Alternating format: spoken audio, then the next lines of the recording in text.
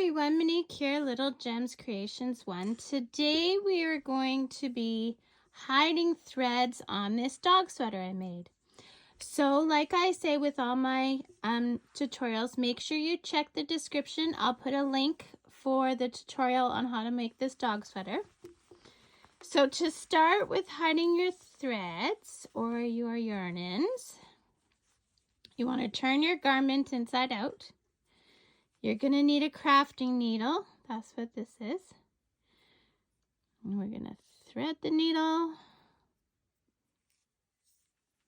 And I put my hands on the front of the work so I don't go through to the front. I only want to catch the back loops of my stitches.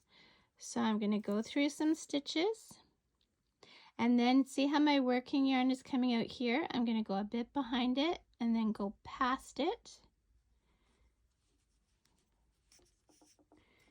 And then I'm going to go a bit behind it and go past it. Again, I'm not going through to the front, I'm just catching the back loops.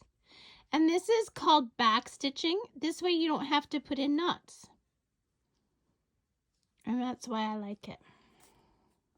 And then you get to the end of your yarn end and you snip. That's all there is to it, guys. Thanks so much for watching.